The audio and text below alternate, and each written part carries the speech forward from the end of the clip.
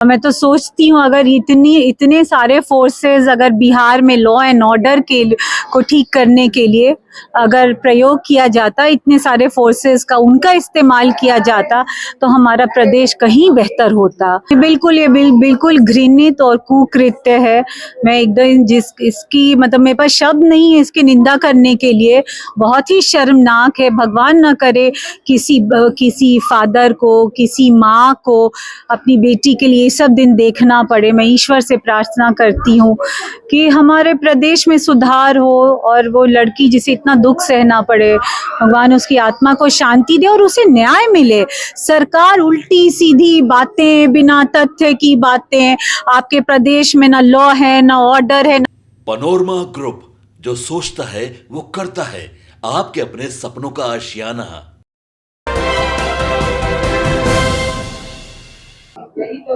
नमस्कार, city post live देख रहा है, मैं हूं आपके साथ उत्तम झा। देखिए, बिहार में तमाम चीजें चल रही है। नीट छात्रा को लेकर जो विवाद हुआ उस मामले में पप्पू यादव की गिरफ्तारी हुई है, ऐसा समर्थकों का कहना है। तमाम सारी चीजें जो है वो बिहार में चल रही है।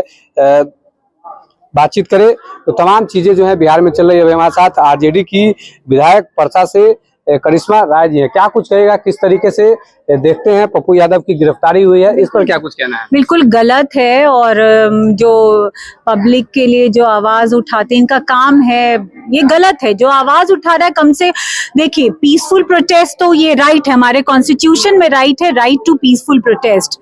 तो वो मतलब आपत्ति तो हर कोई दर्ज कर सकता है, तो इसमें क्या दिक्कत है? 30-31 साल पुराने मामले में उनकी गिरफ्तारी हुई है।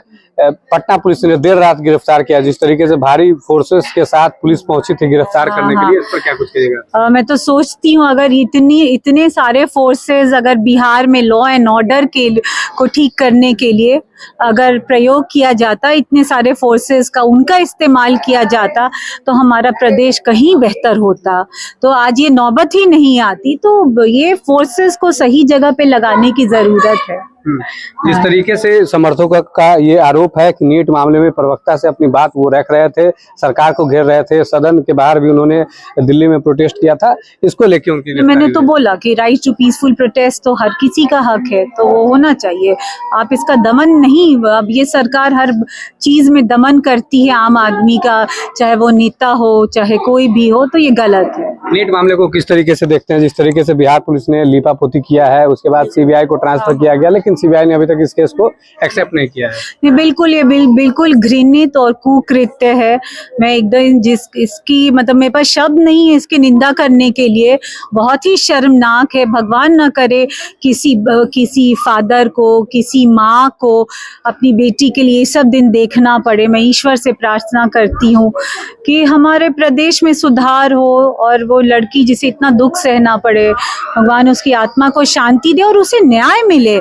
सरकार उल्टी सीधी बातें, बिना तथ्य की बातें, आपके प्रदेश में ना लॉ है ना ऑर्डर है, ना दवा है, ना डॉक्टर है, ना कोई सुविधा है। आपका एक ही काम है, जो आवाज उठा रहा आप उस पे केस करते हैं, आप उसे जेल भेजते हैं और या फिर आप और तरीकों से आप डराते धमकाते हैं। तो अगर आप इतने ही ताकतवर है, इतने ही लायक है, तो ये सब घटनाएं हो क्यों रही हैं?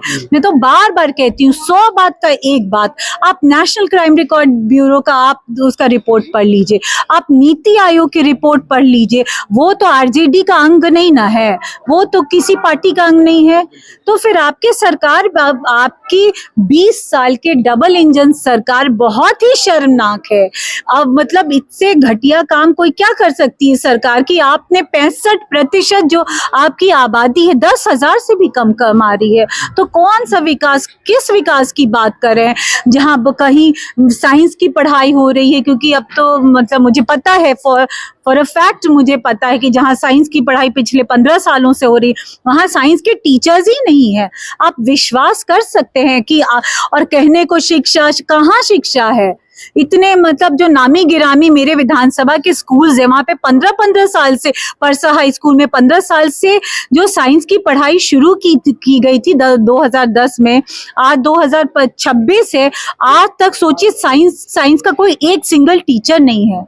विधानसभा में? हम आपको मेरे विधानसभा में हम आपको एक एग्जाम्पल दे रहे हैं। ये हरदिया चंवर में कब से जल जमाव हो रहा है।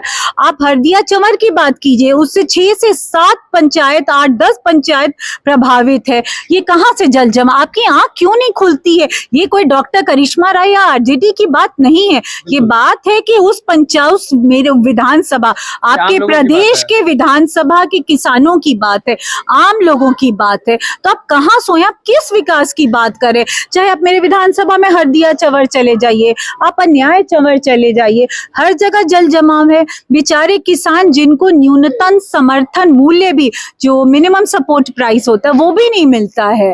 तो आप वो कमा रहे हैं, जो थोड़ा बहुत बेचारे कमा सकते थे, उसका भी आप इंतजाम नहीं करवा पा रहे हैं। आप कौन सी सरकार चला रहे हैं? किसान बेचारे, उसका तो सारा फसल ही खराब हो गया। वो कहाँ से वो पैसे, उसके पास कहाँ, कौन सी आमदनी आएगी? इस बार के बजट में किसानों पर ध्यान दिया गया है, ऐसा बजट में बताया जा रहा है कि जिस तरीके से प्रधानमंत्री किसान सम्मान निधि योजना मिलता है, उस तरीके से बिहार में भी शुरुआत की गई है। मैंने बोला तो, हाँ प्रणाम, इनकी कोरी बातें हैं।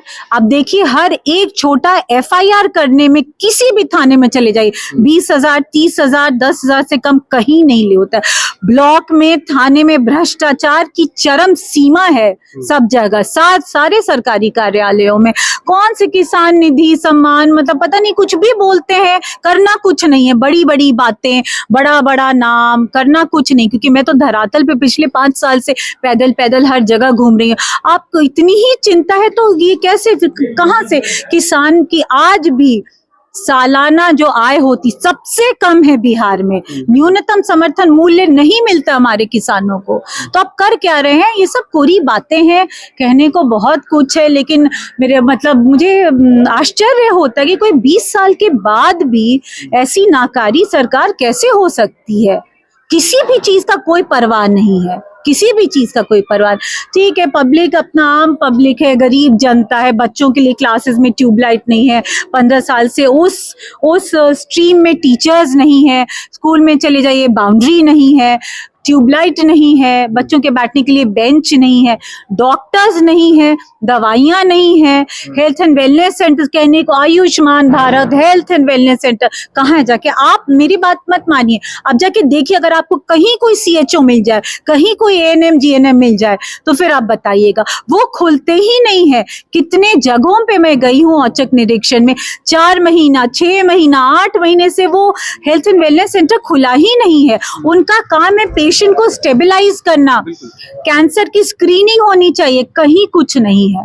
और क्योंकि ये जो सत्ता पक्ष है, ये विपक्ष के विधायकों की हमारी आवाज को ये दबाने की कोशिश करते हैं, तो मेरी लड़ाई, मुझे तो लगा था राजनीति में आने के बाद आसान हो जाएगी, लेकिन अभी भी मुझे काफी कुछ लड़ना पड़ा, हर छोटे छोटे चीज पे।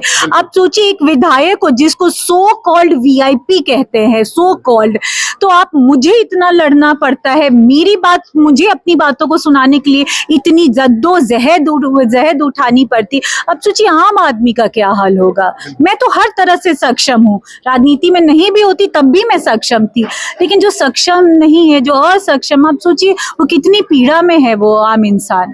चलिए, बहुत बहुत धन्यवाद आपका। अभी हमारे साथ RJD की विधायक थी, तमाम मुद्दों पर इनसे बातचीत हुई है। विधानसभा का क्या हाल है, शिक्षा का क्या हाल है, स्वास्थ्य का क्या हाल है, तमाम चीजों से जो है ये अवगत कराए हैं। धन्यवाद।